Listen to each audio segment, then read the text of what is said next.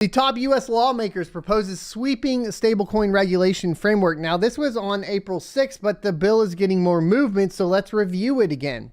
The Stablecoin Trust Act would give stablecoin issuers a variety of regulatory regimes to abide by, but enforce disclosure, and redemption requirements. A leading member of Senate Banking Committee introduced a bill Wednesday to create a three-pronged regulatory framework for stablecoin issuers in the U.S. Senator Patrick Toomey from Pennsylvania, the ranking member of the committee, announced the Stablecoin Transparency of Reserves and Uniform Safe Transactions Act of 2022. Dubbed the Stablecoin Trust Act for short, as part of an effort to specify how the U.S.'s different regulatory agencies could approach companies issuing cryptocurrencies whose prices are pegged to the U.S. dollar and other assets. Now, I've talked about this kind of idea before, and it's kind of a weird one, right? Because the principles of crypto would say that, no, I don't really want this regulation or the interference of the government. But if we're talking about a stablecoin, then I think that there's a caveat there, right? There's always nuance that surrounds these types of topics. And when it comes to a stablecoin that is basically based on a fiat currency, or the US dollar in this case, then I think that there is some sort of regulation that should be put in place or talked about in particular, because we are talking about participating with a different monetary system.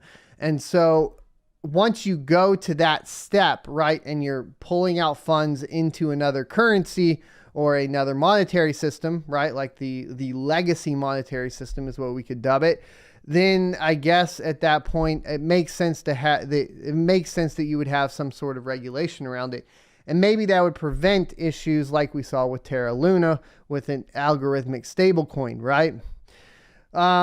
As written, the discussion draft of the bill would define a payment stablecoin, authorize the Office of the Comptroller of Currency to create new license specific to stablecoin issuers, allow insured depository banks to issue payment stablecoins, and address state regulatory oversight of the segment of the crypto industry.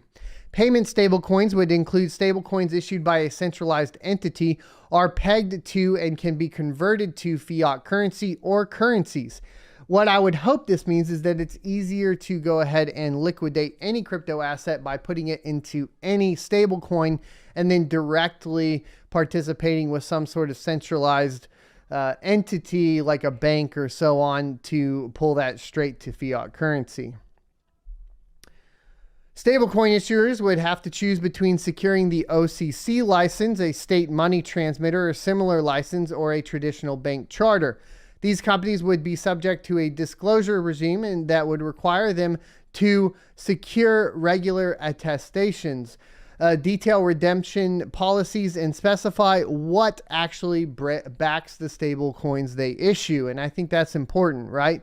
OCC licensed users would also have access to the Federal Reserve's master account system, which would give them the ability to tap the broader financial system in larger amounts of liquidity in transacting. In remarks for introducing the bill, Toomey said the bill would clarify that payment stablecoins are not securities. That would also be a nice clarification. Says, quote, "I think there's a growing awareness that this category is not going away," Toomey said. Lawmakers in the U.S. and around the world have closely scrutinized stablecoins since the social media giant Facebook introduced the short-lived Libra, later Diem project in 2019. The House of Representatives Financial Services Committee held a hearing earlier this year focused on the issue specifically, based on a President's Working Group on Financial Markets report addressing stablecoins from 2021. Last month, Senator Bill Hagerty and Representative Trey Hollingsworth introduced a bill of their own aimed at forcing stablecoin issuers to provide further transparency about the reserves backing their circulating tokens.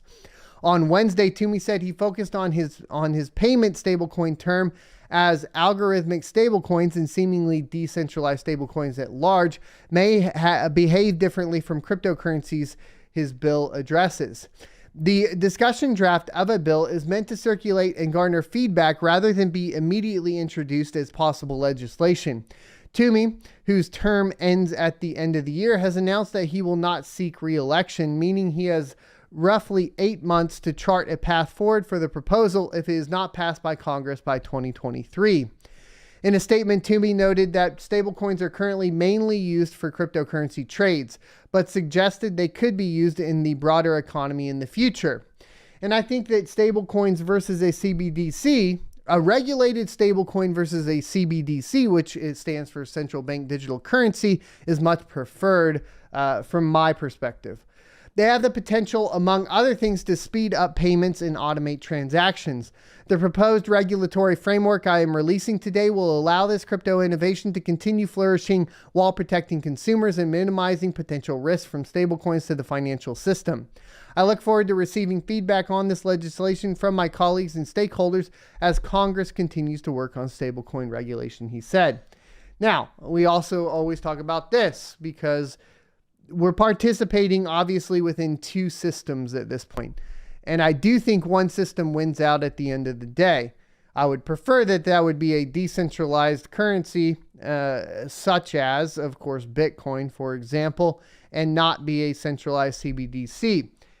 Putting into basically a bridge, for lack of a better term, between fiat currencies and cryptocurrencies in the interim, I think pushes it closer to actually moving towards Bitcoin as opposed to a CBDC. So I think this is a good thing overall. Thanks for checking out this clip from the Crypto Mining Show. You can check out the full episode here or more crypto content down here.